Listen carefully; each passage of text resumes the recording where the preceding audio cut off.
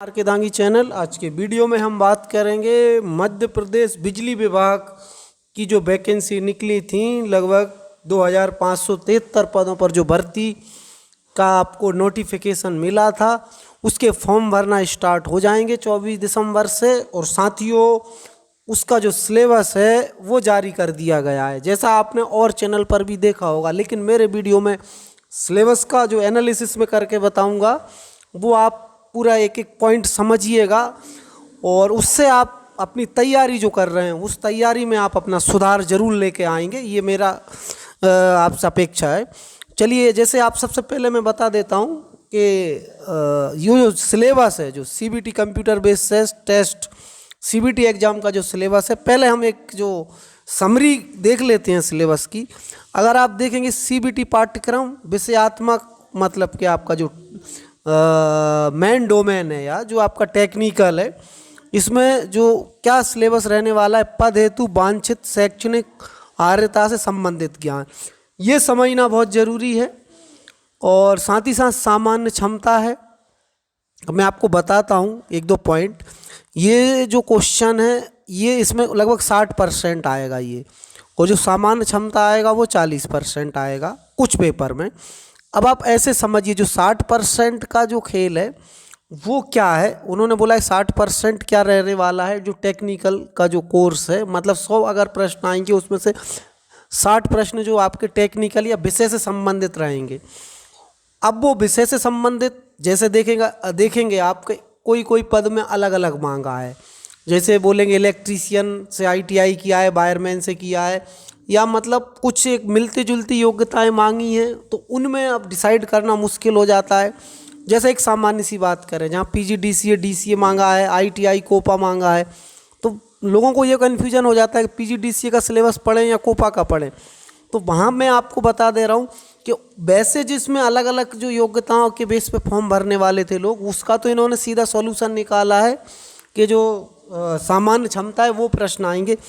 लेकिन जो विषय का जो आप जो देख रहे हैं यहाँ पर पाठ्यक्रम विवरण में देखिएगा, इसमें हम एक बार देख लेते हैं फिर से। ये जो आप अगर बात करेंगे तो यहाँ पर मिनिमम जो क्वालिफिकेशन मांगते हैं, जैसे अगर उन्होंने बोला है कि आईटीआई मांगा है, तो आईटीआई का जो है वो योग्यता सबसे कम मानी जाती है, मतलब वो मिनिमम योग्यता है। उसके अलावा डिग्री डिप्लोमा वाली योग्यता उससे बड़ी है। तो हमेशा ये रहता है कि जो मिनिमम योग्यता है उसका सिलेबस को ही कवर किया जाता है, मतलब वहीं से क्वेश्चन पूछे जाते हैं। जैसे आपका लाइन अटेंडेंट का पेपर है, लाइन अटेंडेंट का पेपर में क्या मांगा है, आईटीआई होना चाहिए इलेक्ट्रीशियन से। तो आपको क्या आना चाहिए, आईटीआई का जो सिलेबस है इलेक्ट्रीशियन का 2 वर्ष का, वो आना चाहिए। वो उससे क्वेश्चन रहेंगे 60, और पूरे एमसीक्यू क्वेश्चन रहेंगे। और आप देखें कंसेप्चुअल क्वेश्चन आते हैं एग्जाम में सिलेक्शन के लिए। तो पुराने पेपर अब भूल जाइए, पहले आपने क्या पढ़ा था, कैसे पढ़ा था। तो अभी आपको क्या करना है, मैं थोड़ा एक इंडिकेटिव सिलेबस पे भी आ जाऊंगा आपको समझने के लिए। लेकिन देखेंगे आईटीआई का सिलेबस भी 2022 में चेंज हो गया है, पहले कुछ अलग था 2022 के पहले, तो वहाँ भी कन्फ्यूजन रहेगा, तो वो हम आगे वीडियो में बता देंगे। अब आप यहाँ से समझिए, ये सबसे महत्वपूर्ण चीज़ है जो कि 40% से लेके 100% तक दिया हुआ है अलग अलग पदों के लिए। 40% मतलब जहाँ टेक्निकल 60 क्वेश्चन रहेंगे, वहाँ 40 ये वाले क्वेश्चन रहेंगे। अब एक बार देख लेते हैं, 40 क्वेश्चन और 60 का रेशो रहेगा टेक्निकल में। माई कुछ पदों में ये 100% मतलब 100 के 100 क्वेश्चन इसी में से आने वाले हैं। इसको मैं बता देता हूँ। आप इसमें जैसे देखेंगे, आप एक इंडिकेटिव अगर हम सिलेबस की बात करें, विश्व का इतिहास एवं भूगोल, भारत का इतिहास एवं भूगोल, मतलब विश्व का हिस्ट्री थोड़ा सा पढ़ना है, सामान्य क्वेश्चन है, और भारत का इतिहास एवं भारत का भूगोल।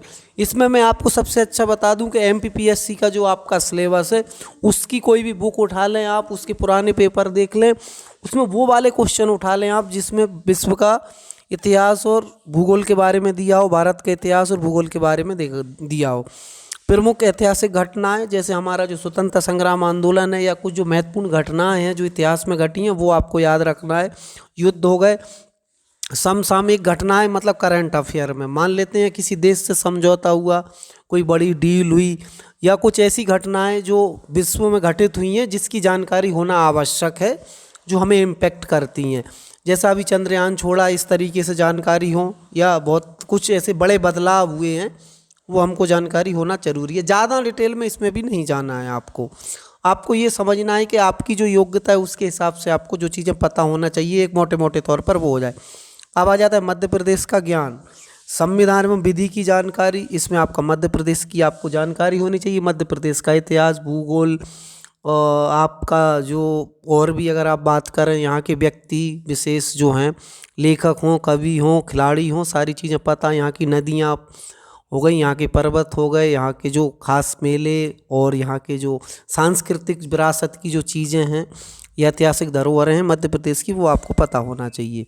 और सामान्य गणित की अगर हम बात करें, अब हम थोड़ा सा और आ जाते हैं, संविधान एवं विधि की जानकारी। संविधान आपका, ये मैं बता रहा हूँ, आपका जो सहायक ग्रेड 3 का सिलेबस, असिस्टेंट ग्रेड 3 का जो सिलेबस है, ये पूरे 100 के 100 क्वेश्चन आने वाले हैं। ठीक है, असिस्टेंट ग्रेड 3 के ये इसी में से यही सब कुछ आएगा, इसलिए मैं और इसका अभी और डिटेल में सिलेबस भी। ये सामान्य आप बात करेंगे, सामान्य गणित एवं सामान्य तार्किक ज्ञान, मतलब सामान्य आपका जनरल मैथमेटिक्स और लॉजिकल रीजनिंग रहते हैं। अब संविधान की जो जानकारी एवं विधि की जानकारी, तो जो कानून है, चाहे अपनी जो व्यवस्थाएं हों, विधानसभाएं हों, लोकसभा, राज्यसभा, राष्ट्रपति की जो शक्तियां हैं, इसकी जो आपकी बेसिक जो आर्टिकल्स हैं संविधान के, जिनसे जो आपको मोटे मोटे जानकारी होनी चाहिए, वो आपको अच्छे से इनको समझ लेना है। इससे अच्छा तरीका है इसके तरह के जो क्वेश्चन पूछे गए हों।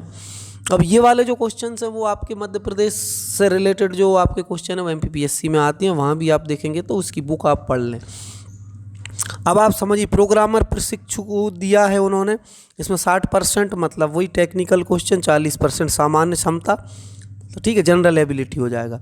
और आप ऐसे चलेंगे 40-40-40-60 का ही रेशो दिया है सभी में, तो जितने जो पद थे। बाकी अगर हम बात करें कहाँ से, ये आप एक बार देख लीजिए अच्छे से, कहाँ से, ये मैं यहाँ से बात करता हूँ, सुरक्षा उप निरीक्षक, मतलब 21वां जो सीरियल नंबर से 27वां सीरियल नंबर है, अच्छे से देख लीजिए। 21 सीरियल नंबर से 27 सीरियल नंबर तक का जो सिलेबस है, इसमें 100 के 100 क्वेश्चन आपके रहेंगे सामान्य क्षमता वाले।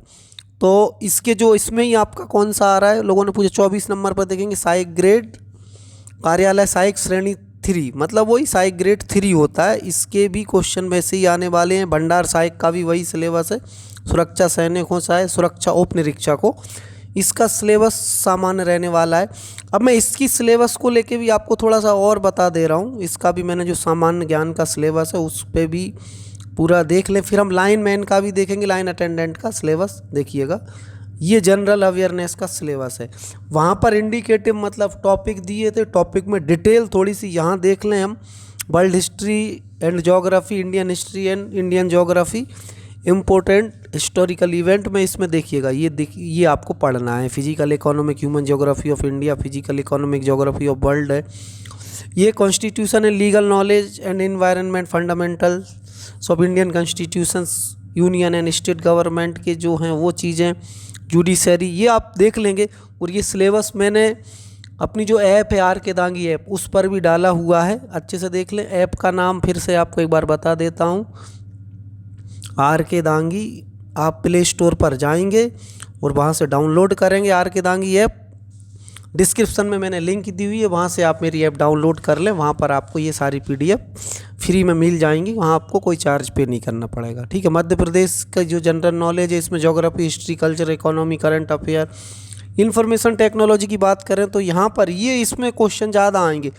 अभी तक आप ऐसा नहीं सोच पाएंगे कि 25-25, 20-20 का आएगा, मैथ आएगा। इसमें सब पूरा डिटेल दिया हुआ है, जनरल मैथमेटिक्स और लॉजिकल रीजनिंग, कोई सी भी चीज़ कितनी भी आ सकती है। ये जो सिलेबस है इसकी अगर हम बात करें तो ये सिलेबस किस चीज़ का है, असिस्टेंट ग्रेड 3 या सहायक ग्रेड 3 का सिलेबस है। ठीक है, कार्यालय सहायक 3 का सिलेबस है, जनरल अवेयरनेस। और उसके अलावा जो भंडार सहायक है उसका भी यही सिलेबस रहने वाला है। अब आप मैथ की बात करेंगे तो मैथ आपका 10th लेवल का रहेगा, लॉजिकल रीजनिंग भी वही रहने वाली है। तो इसमें आप जो मैथमेटिक्स की बात करें, लॉजिकल रीजनिंग की, आप अभी जो पेपर हुए हैं वन रक्षक का हुआ है, आपका जेल प्रेरी का हुआ है, वो पेपर आप उसमें से देख लें, मैथमेटिक्स रीजनिंग का लेवल, उससे आपको हो जाएगा। अभी हम बात कर लेते हैं आपका एक और जो मैन आपने जो देखा होगा, 2 से ज़्यादा जो वैकेंसी निकली है, एक सहायक ग्रेड 3 और एक लाइन अटेंडेंट या लाइन परिचालक की। लाइन परिचालक का जो सिलेबस है उसकी अगर मैं बात करूं, इंडिकेटिव सिलेबस में आप देखेंगे, इसमें मेन उन्होंने 9 पॉइंट दिए हुए हैं। Engineering drawing, workshop, calculation and science, ये आपका जो है ITI का सिलेबस होता है। आपने जो ITI किया हुआ है वहाँ पर आप जो ड्राइंग और वर्कशॉप कैलकुलेशन पढ़ते हैं वो आपको पढ़ना है। फिर DC मशीन है, अर्थिंग, ये जो लाइन मैन के जो मेन काम होते हैं, जो उस जॉब पे जाओगे वो वाले टॉपिक यहाँ दिए हुए हैं। वायरिंग, इंडक्शन मोटर और केबल्स दिए हुए। इसके अलावा डिटेल सिलेबस उन्होंने नहीं दिया है, इसमें उन्होंने ये बोला कि आपका जो बेसिक क्वालिफिकेशन है ITI जो आपने पढ़ा है वो आपको पढ़ना है, लेकिन मेन आपको ये टॉपिक पे ध्यान में रख के सिलेबस पढ़ना है, जिसमें ये चीज़ें आप कवर करना है। इसमें इन वाले टॉपिक को आपको डिटेल में पढ़ना है, बाकी चीज़ें आपको सिंपल MCQ लगा लेना है। ये मैंने आपको बता दिया है। अभी मैं आपको एक चीज़ और बता देता हूँ, हमारा जो ऐप है वो आप RK_DANGI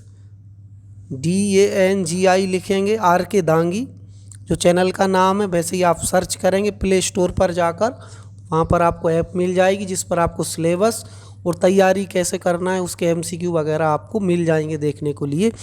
तो ये वीडियो में हमने जानकारी दे दी है, फिर मिलेंगे एक नई अपडेट के साथ, तब तक के लिए धन्यवाद।